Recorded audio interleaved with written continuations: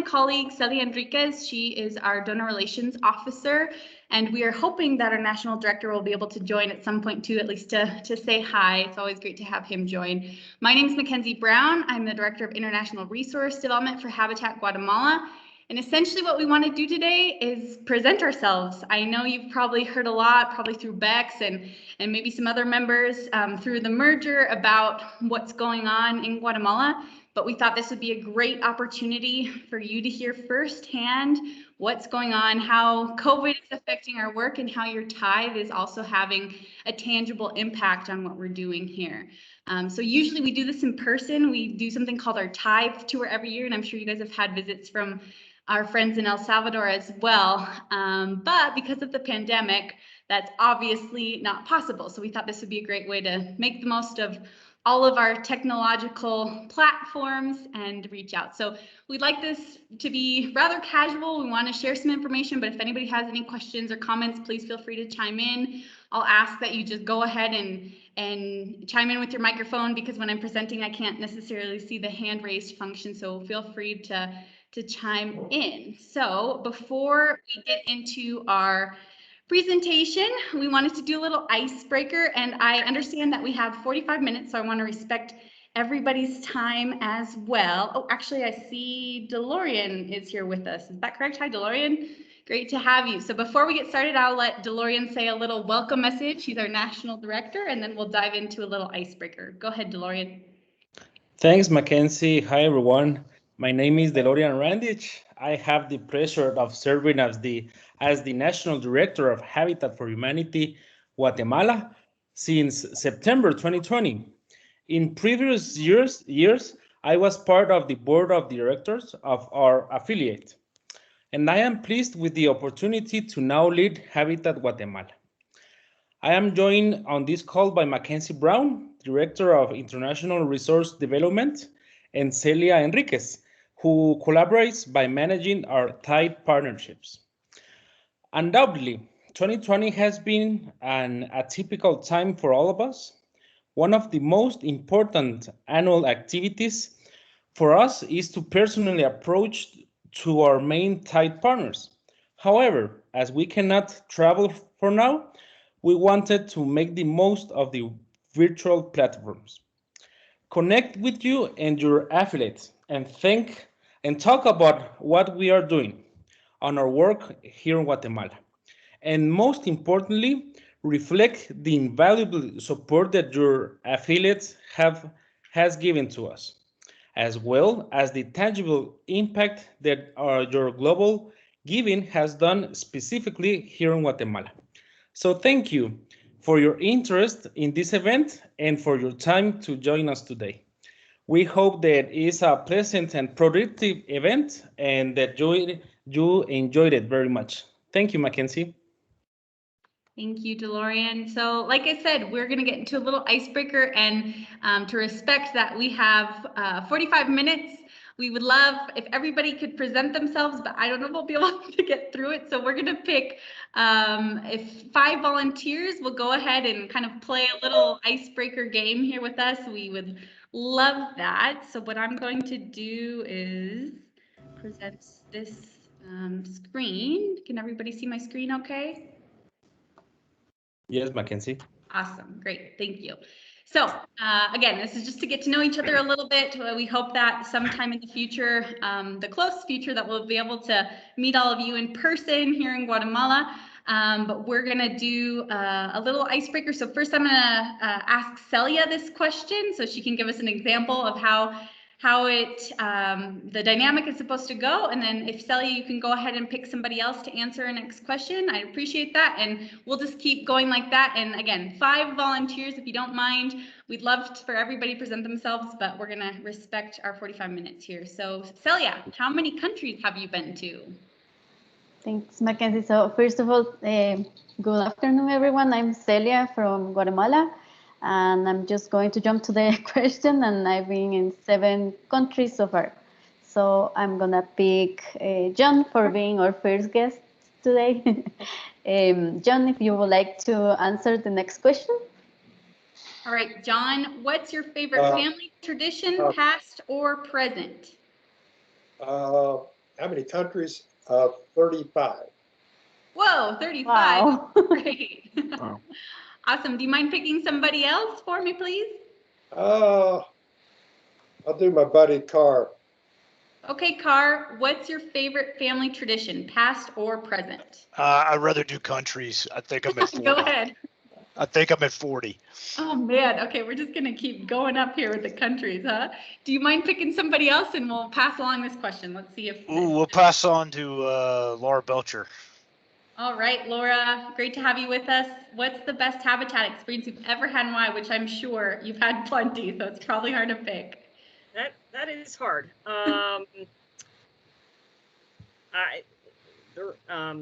That's hard. I'll go with first day framing anywhere, on any site. Okay. So building locally or globally. First day. Awesome. Great. Yeah, it's always good to get your hands dirty, no, in that sense. Awesome. Will you pick someone else for me? We'll ask them this question. Yeah, sorry. No worries. I just got here, so I don't know who hasn't gone. How about Bonnie? All right, Bonnie, what's the first big concert you went to? Or pick one of your favorites. Oh goodness, this is embarrassing too. It was the Partridge Family. Oh, Oh, wow. wow. That's awesome. I love that. That's great. How do No. It's a huge family joke. That was my first concert. Great. Could you pick one more person for me and we'll ask them this question?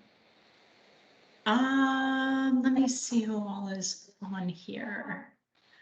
I'm trying to see. I don't know I can't see all the names again. Oh, hold on. Let me pick I will pick Bob. Great. Bob, what's your favorite task or tool when you were building? Hammer. Hammer. All right. I like it. Perfect. Well, thank you. I know I would love to ask everybody questions, but again, we want to respect people's time. We understand it's the end of the day, so hopefully we'll get a chance to interact a little bit more going forward. So we're going to go ahead and project our other presentation here.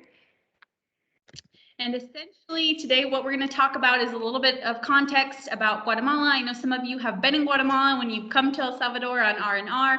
Other of you may have before the merger have come down with our towns, but we're really grateful that we have you all here and we are going to have the opportunity to look at a little bit of what Guatemala's reality is like, how Habitat works in Guatemala, the history of our partnership, and moving forward, how you all can stay involved. So again, if anybody has any questions, feel free to chime in. I'm going to pass it over to Celia so she can give us a little bit of background about Guatemala. Thank you, Mackenzie. So welcome everyone. Thanks for joining us today. It is a pleasure to meet you. And as Mackenzie was saying, I'm part of the resource development team here in Guatemala. I'm from Guatemala and I've been with Habitat for 10 years already. So we are glad to have you here today. So just to give you like a brief information about our country. Some of you might be familiar with it and some of you haven't had the opportunity to come. So just to describe it a little bit, Guatemala is a very rich and diverse land in geography, in culture, languages. So as you can see, we have 22 departments. We are divided in departments that is kind of the states for you. So we have 22 departments around the country. There are 23 different languages that are spoken here because we have a lot of Mayan and Garifuna entities, and the official language is Spanish. Then we had a population of around 18 million people, which makes around 40% of Central America's population. Then Guatemala is amongst the 25 most inequitable nations in the world. So over 60% of the population is impoverished because of that reason, because there's a lot of wealth and poverty across the country. And here are some numbers that can guide us or can help you to understand about the national panoramic about the COVID impact. As Mackenzie was mentioning at the beginning of the presentation, we have just started the vaccination process. here are some numbers given by the government. So, for example, for the active cases, for the number of registered deaths, etc. So, for example, we had a state of emergency that started in March when the first case was confirmed. And then in July, we started to have a reopening plan. So all the restrictions that we have currently depend on the number of cases that each department has. And here are some aspects that the pandemic hit in many ways, because we were affected economically, socially, etc. So we had, for example, a decrease in our economies, as most of our incomes or families' incomes come from informal economy. And there are also other facts that came to make the panorama a little bit worse than they were before. So, yeah. Thank you, Celia. So essentially, all that Celia mentioned, that we did have a period of lockdown where we had curfews and we weren't able to leave our homes, and many families weren't able to go to the market where they typically work. That obviously affected not only the national situation, but also Habitat's work within Guatemala. So we just wanted to touch quickly on how that impacted us. Unfortunately, we had to shut down our operations from March to June 30th. So that meant that we also had to let go of about 25% of staff because we weren't able to build. We also had to suspend some contracts of some of our staff members. Thankfully, now we are back in the field. We're back working. We've been able to hire a lot of those staff members back. But it was really, really hard initially, which I'm sure you guys felt a similar effect. And we're going to leave a space at the end if you want to share a little bit about what you're doing and how COVID's impact that. We'd love to hear as well. We did also see an increase in delinquency from 5% to 16%. So what we did to acknowledge that families were hurting because they lost their jobs, we deferred March and April payments, and we also suspended any legal processes. Since then, we've also acknowledged that even though we're getting used to this new reality, families are still affected. And so we kind of go on a case-by-case basis to learn, if families need to adjust their monthly payment, we want to make sure that it's still affordable for them. We also saw a 40% decrease in income because we weren't building. Also, we had to shut down things like Global Village, which you all well know, and we had to shut down some of our offices as well, including our Global Village office. We did establish a crisis and continuity committee to be able to set up a new financial scenario that was realistic for operations through December. Thankfully, at the end here, we'll show you where we're at for 2021, what our goals are, and they are back on track to be very similar to where we were in 2019. So that is definitely something that's positive. We also obviously have taken out, we've conducted different protocols regarding hygienic practices. Still, most of our administrative staff, if they can work from home, that is something that we're still practicing. So we are taking all of the necessary precautions. Now, more specifically, how did we impact and support those that were suffering economically, like Celia mentioned? We acknowledge that even though we're not a first response organization, we needed to do something for families who were going to the streets with a white flag in hand that was essentially saying that they were hungry and that they needed support.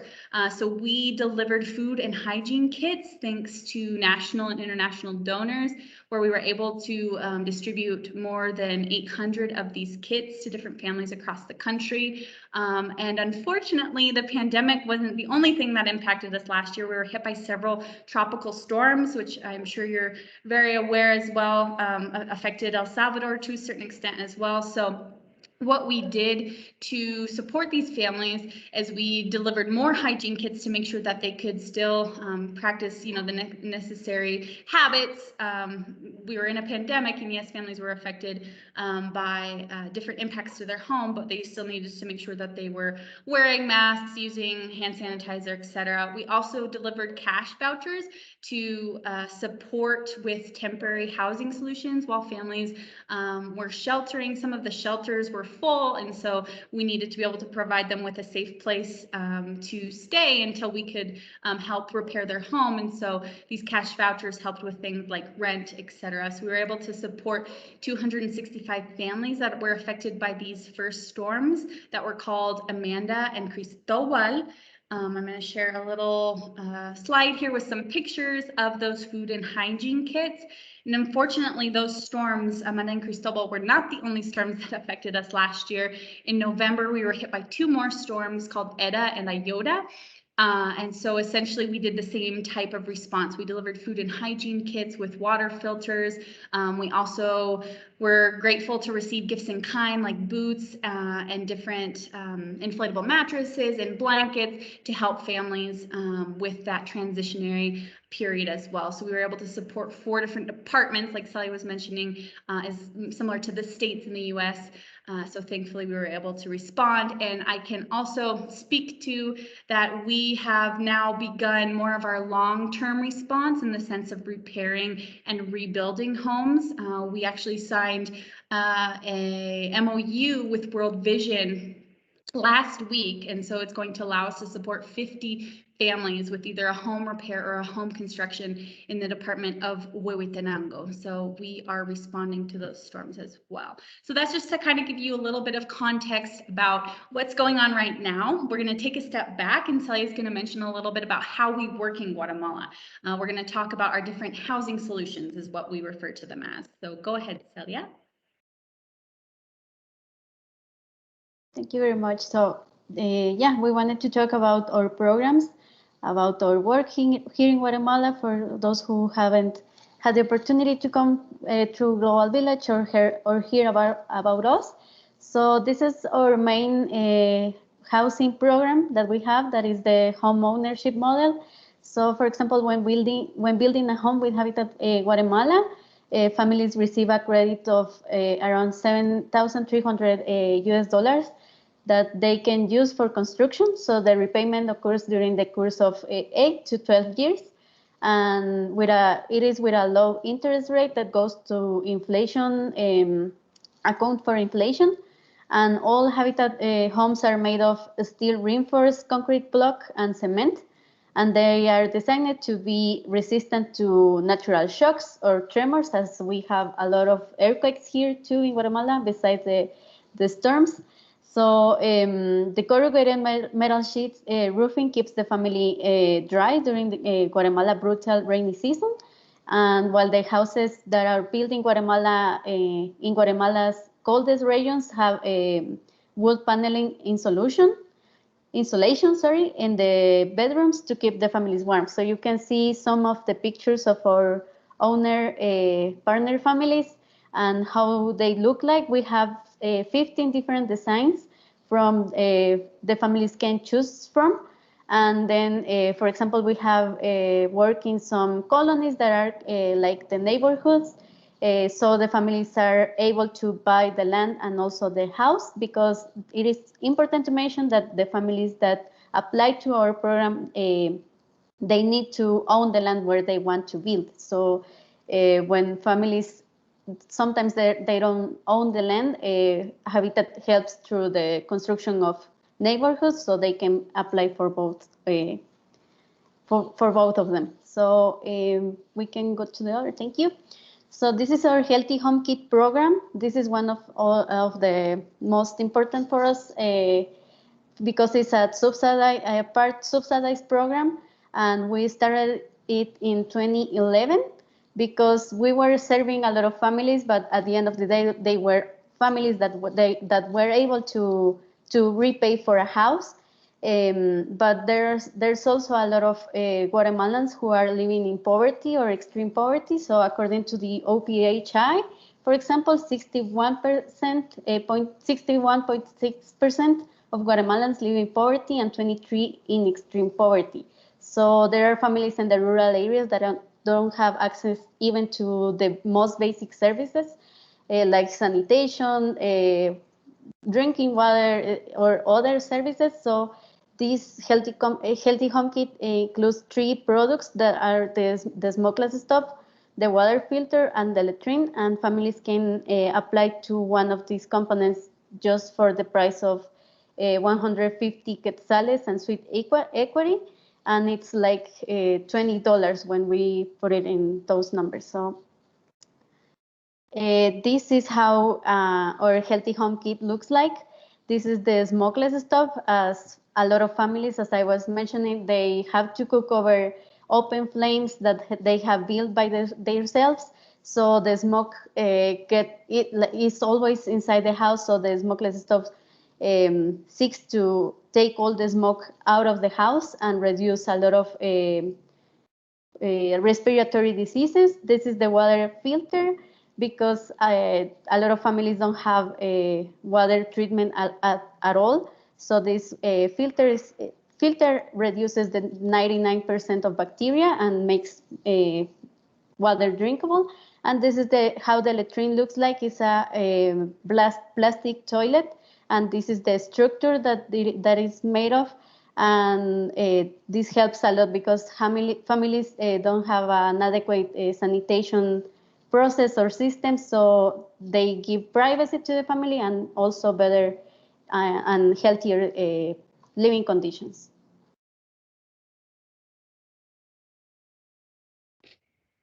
Thank you, Celia. So we're also going to talk about some of our newer initiatives. Like we mentioned at the beginning with the pandemic, families have been affected in several different ways. So we've tried to adapt our solutions to the needs that we're seeing. And that's something that we constantly try to do, pandemic or not. So one initiative that we actually started before the pandemic and we were hoping to grow last year, and thankfully we're still able to continue, and we're growing the program this year, is something we're calling our hybrid house. So Celia showed you our traditional structure of housing. It's with cement blocks. It's reinforced with rebar, and it has a price of about $7,300 US. So like she was mentioning, we created the Healthy Home Kits to be able to support the sector of the population that couldn't afford a housing mortgage, correct? And so this essentially was a way to help them get access to their basic needs: clean water, a smoke-free kitchen, and an adequate place to use the restroom. But we acknowledge that families still didn't have 4 walls and a roof overhead that was adequate. So what we've done is we've kind of met in the middle between our Healthy Home Kit and our traditional home for this hybrid house. So it's just 2 rooms. It is less than half of what a traditional Habitat Guatemala house costs. So it's $3,300 US, and it's partially subsidized in the sense that families are responsible for building the adobe blocks that are used within this construction. So this construction is actually made out of adobe blocks, cement blocks, wood, and then your traditional metal sheet roofing as well. So this was something that we were able to launch the very beginning of 2019. We actually were able to bring down some volunteers to build, one of these houses. And something that's really exciting is that this house can be built in about 2 weeks. And so that's something that we're hoping, once we can receive volunteers again, we know how gratifying it is to be able to see the roof put on a home, and that's not necessarily something that you're always able to do, but we think with this house, it'll be something where we can see an impact night to day. So it's something we're really excited about. Another initiative, and this is more in response to the pandemic, is something that we're calling our productive house. So like Sally was mentioning at the beginning, several families lost their sources of income because they were working in informal sectors. And so what we've done is we've created 3 different designs that contemplate an adequate commercial space within the home. So we can see the little garage door there. Essentially, the idea is that families can either have a tortilla shop or a corner store or whatever sort of business that they have, and they can have it from the comfort of their home. So this is something that we're really excited about. We're just getting off the ground with it, and we hope to continue growing this as well. Essentially, families will opt for a typical mortgage, but it will be with this model of home. And then we have things that we call más que casas in Spanish, or more than houses. So we do all kinds of special projects. We're constantly working in communities where we see more needs than just your home structure or a healthy home kit like Celia mentioned, but there's so many diverse needs in Guatemala, especially in rural Guatemala. So what we do is, when we're able to secure funding, we do unique projects, and we are very grateful to a lot of our donors who also are willing to fund pilot projects for new initiatives, which eventually launch into part of our traditional programming. So here are a few of them. One being a rainwater harvesting system. So like we were talking about at the beginning, we're just starting rainy season where it rains for 6 months of the year. Sometimes it can rain up to 8 months of the year, depending on what corner of Guatemala you're in. And a lot of families who live in rural Guatemala don't have access to just turning on their faucet and having water in their home. Oftentimes they'll have to walk 30 minutes to an hour one way and then back to get water from typically a contaminated river or stream. So you can imagine that's a lot of time. It's not necessarily clean water. And so what we've done is we've made the most of the rain, and we've created essentially a little gutter to go into this big tank, as we can see in this picture. So now families have access to water within their home to do their basic daily tasks, such as washing clothes, washing dishes, etc. And we also pair it with a Habitat water filter, like Sally mentioned in the Healthy Home Kit, so that families can drink clean, safe water. Here's something called a water sump. We can see in this bottom right-hand picture, this little blue station. I'm not sure if they have these in El Salvador for those that have you been, but it's something that's a very crucial part to a Guatemalan household. It's called a pila. Essentially, that's where families wash their dishes, they wash their clothes. Sometimes you'll even see women washing their hair in rural areas with the pila. And so typically what happens is this pila is like a big sink, right? It's not hooked up to any sort of drainage system. So oftentimes the water, the gray water, sits and it accumulates on the ground, which is a breeding ground for mosquitoes, which can obviously cause diseases. So what we've done to kind of treat this water is what we call our sumps, which you can see here in the top right picture. And so essentially it's a pit that has different materials that help filter the water, and we're not contaminating the water table. So it's a safe way to dispose of that gray water. Another project that's really unique, and I always like to talk about this one because it shows that what Habitat Guatemala wants to do is connect any of our supporters that are interested in a certain cause or certain case. That's something that we can do. So essentially we had a GV leader come down. Her name was Jennifer. She fell in love with Habitat Guatemala and decided she was going to continue leading trips. But in the meantime, between her trips, she was going to come down and learn Spanish. And for any of those of you, I'm sure have come down and built, and I'm sure you've worked on your Spanish while here. And some of you are probably animated to come down and learn more. And so Antigua, Guatemala is a great place for that. So that's exactly where Jennifer went. She met her Spanish teacher, Alvaro, started to learn about him and his family, and she quickly learned that Alvaro had 3 grown children who were in wheelchairs, and they had a 2-story home, and so mom and dad would have to put their grown kids on their backs and take them up and down the stairs on a daily basis. And so Jennifer said, this is not safe. We've got to figure out a solution for them. And so because she trusted in Habitat, she came to us to figure out a solution. So we went to get to know the family, and we contemplated different scenarios. Maybe we could build a new home. Well, that wasn't necessary because the home was already adequate in the sense of the actual structure. Well, what about if we rearranged the first floor so the kids can have their bedrooms on the first floor? But that wasn't going to work either. Well, what about an elevator? Well, then the electricity bill is going to go through the roof. What about a solar-powered elevator? And that's exactly what we did. We worked with a business in Guatemala City that works with industrial elevators. So they adjusted it to the family's home, and they hooked it up to solar panels. So we sent this proposal to Jennifer, who was able to fundraise with her past GV groups, her friends and family. And we were able to get this family, Alvaro and his family, a solar-powered elevator. So now the kids can go in, they can press the button to go up and down. They have their independence. Mom and dad no longer have back pain. So it's a really unique project, and that's just an example of many. And lastly, I wanted to talk about a project we just implemented in February. We're calling our Integral WASH, or Water and Sanitation Hygiene program. And so essentially what it was, instead of going in and maybe giving one product or a few products, this is really integral in the sense that it allowed us to implement several. So we have a porcelain toilet, a shower, it's hooked up to something called a biodigester. Many places in rural Guatemala are not a part of the municipal sewage treatment system because there isn't one. And so a biodigester is a unique way to treat the waste right there in the home. We also have the pila that we were talking about, the water filter, and then we have an elevated water tank as well, because families had access to water in their home, but it wasn't a constant access. And so this way they now have their own storage. So this way families can conduct all their daily hygienic habits, practices necessary. So that's a project that we just implemented as well. And all this to say that Habitat Guatemala is more than houses. We really want to make sure we're continually supporting families, and we always try to find unique ways to do so. So I'm going to pass it back over to Celia. She's going to talk about what the tangible impact is that your tithe has had here on our work in Guatemala.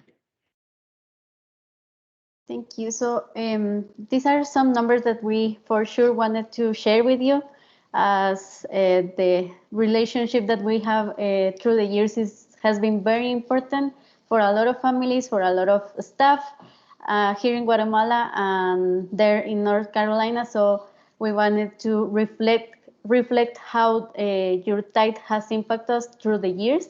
So just to mention that we've been partners since 1986, which is a lot of time. It's 35 years already. And in all that time, the affiliate has generously tithed over $2 million.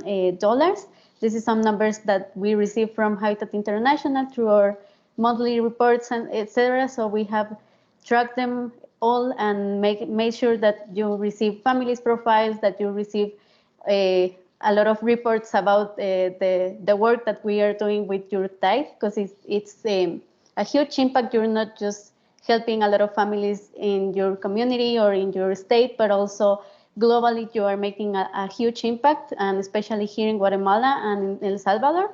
So this tithe is translated to more than 1,000 families and 8,000 individuals. And these are some of the numbers for the Healthy Home Kits that we have been able to deliver through your site. That is 1,125 and 247 new houses, which is a huge help for a lot of for us here in Habitat Guatemala, and something that we wanted to take here in our conversation and take the opportunity to thank you for your big impact and your important partnership here in Guatemala. So you have, as Mackenzie was speaking before, you have also sent some groups through GV. Some of you maybe have been able to come to build, and some of you are willing to come as soon as we have the news from Habitat International that we can start planning it.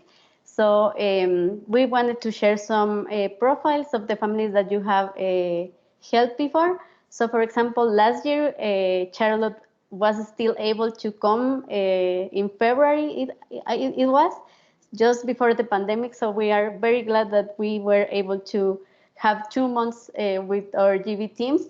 So this is a family that was helped by your affiliate. They built the stove, the latrine, and then we delivered the filter. We work in, I think, 10 or 14 healthy home kits during that week that you were here.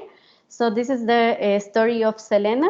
So Selena and Diego have 3 small children. They are Catherine, Tomas, and Isabel, and they live in the community of Panimache, which is in Solula, where our lake is.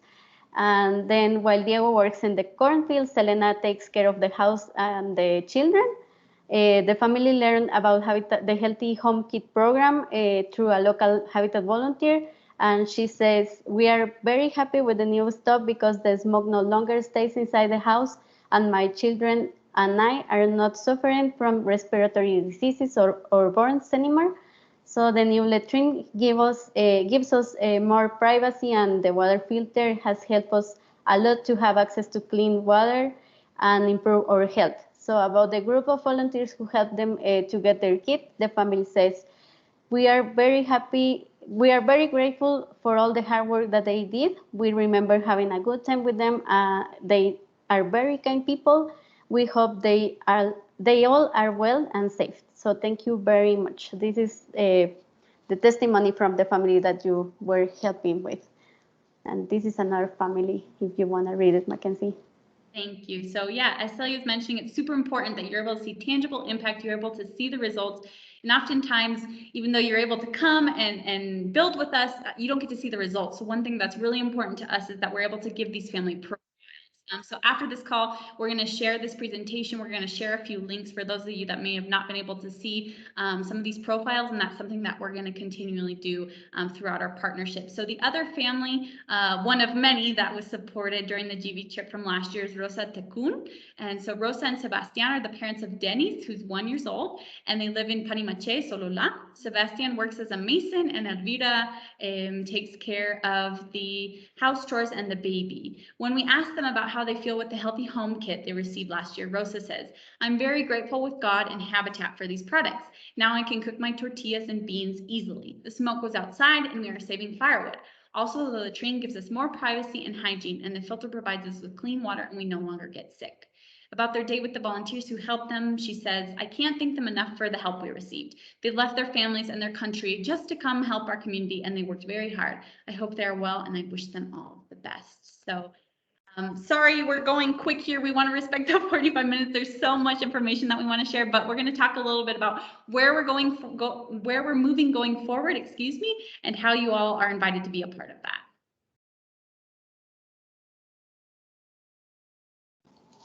So yeah, we wanted to share just very quickly how our annual budget is made of.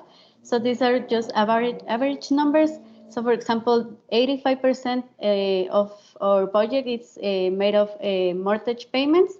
So we call it our rotative fund, which is a large portion that allow us to be sustainable.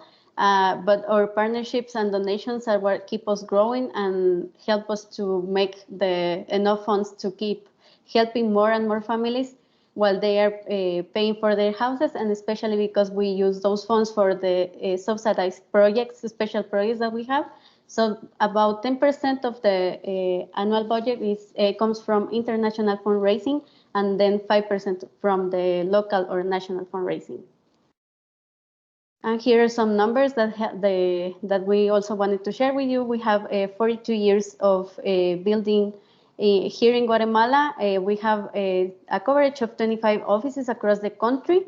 So we are a big affiliate, and we have served more than 122,000 families up to 2020. And since the creation of our extreme poverty focus program, for example, we have built more than 40,000 smokeless stoves. And then in 2020 alone, we built more than 3,000 housing solutions. So we are glad to say that even with the pandemic, we were able to serve that amount of people. Of families, sorry, and these are some projected goals that we have for 2021. Our main goal is to serve 12,100 families through the delivery of this amount of products for new houses, home improvements, and healthy home kits that is part of our extreme poverty focus program. And we are also expecting a certain number of national volunteers, and as we mentioned, just waiting for news to start planning GV trips and have international volunteers again.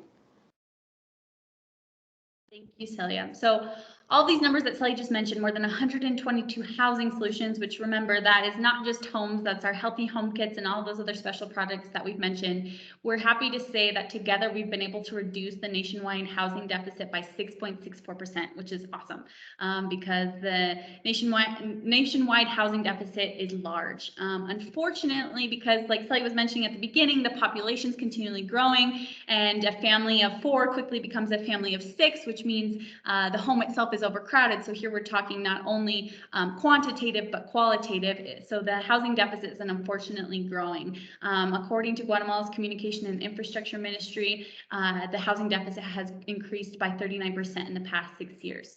So all that to say, we still have lots of work to do. So all of the products that we mentioned, our new homes, our healthy home kits, our special projects, we believe that this is building hope in Guatemala. And what we would like to do is to invite you all at Habitat Charlotte Region to continue supporting our work here in Guatemala. You've already been a huge part of our new goal that we established in 2018, which is to support 1 million individuals by 2024. We are well on our way. We've impacted a little bit more than 750,000 individuals since our beginning in 1979. So that is something that we're very proud of. We hope that you feel very proud of as well. And to thank you all for that huge milestone, like Celia mentioned, of more than $2 million in tithe. We have something that unfortunately you're going to have to come get in Guatemala. Celia has here a little certificate that we made thanking you for your 2 million tithe goal, and so we are so grateful. We will send you guys a digital version of this, but this is just a very small token as a way to say thank you. And again, we would love to continue these type of dialogues to share the information about what's going on in Guatemala. We are always here, always available. Bex has done a really wonderful job including us in different initiatives like podcasts and whatnot. And so we just want to extend our hand again to show that we are grateful. We're here. You're so much a part of the work that's going on. We wanted to make sure you had our links to our social media as well. If you don't already follow us on Facebook, Instagram, and Twitter, we also have a monthly newsletter. And we are also going to share this presentation so you have some links if you want to learn more about Guatemala's history. We have all kinds of books and movies. There's actually a really recent movie that just came out that was nominated for the Oscars. So there's lots of good content, some New York Times articles as well. We just really want you to feel that you are a part of everything that's going on here in Guatemala. So thank you for taking time. Again, I know it was brief, but we're super grateful. I don't know if you guys still have time to stay around. For those that need to leave, feel free, but maybe pass the ball on to Laura or Bex or whoever would like to speak to what's going on in your community. I know that you guys are doing such exciting things. Like we mentioned at the beginning, ideally this trip would be in person. We could come visit your affiliate and see everything that's going on. But unfortunately we can't do that. So we'd love if you want to share, if you have some time just to tell us how things are with the pandemic, etc. But again, the idea of this call was to get to know each other a little bit better and to thank you. Well, I'll jump in and then I'll turn it over to Bex, but I want to say thank you to both of you for the presentation and making the time to spend with us. Right, we are on the call. We've got longtime folks that have spent time in Guatemala, and we've got folks that are longing to come to Guatemala. So we are eager for the day that we can travel again and be with you all. So the work that you're doing is tremendous and creative and innovative, and so it's great to see that. And provides us inspiration as we think about how to serve families holistically, right? So with we're doing it with new construction. We also do critical repairs. We've expanded some of our financial literacy. We're trying to figure out how to increase our product mix from single family homes to townhomes and different things like that. So when we hear what you're doing, it helps us to inspire innovation and creativity. So it is a mutually beneficial relationship.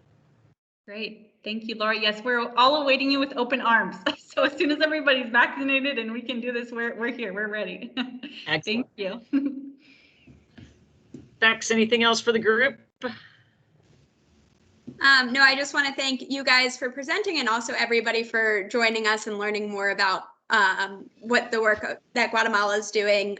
It's really tough not to be able to travel. That's usually our carrot to get people engaged and involved in Habitat's international work. So really grateful for the opportunity to just learn more about what you guys are doing. And man, I can't wait to travel as well. So you're on as soon as we get the go ahead, I think we've got folks that are ready.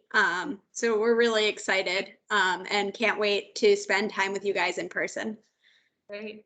Yeah, no, thanks again for everything you do in your own communities, for all that you're doing here in Guatemala. I'm going to leave my email in the chat. Celia will follow up with another email in this presentation as well. But just in case, we're here, we're available. We'd love to keep talking about the work we're doing together. So thanks again for everybody's time. And it's so great to see lovely smiling faces. Maybe before we end, can we take a picture for those that would like to turn on their camera? I'll try to take several screenshots here so we can kind of have a little memento. All right, we'll do a few screenshots. Everybody ready? 1, 2, 3. Cheese. All right, and I'll do just to make sure that we have a good one here. 1, 2, 3. Great. Thank you, everybody. It was so great to get to meet you, and take care. Thank you all. Thank you. Thank you very much for being Thank with you. us. Take care. Thank you. Gracias. Bye. Thank you.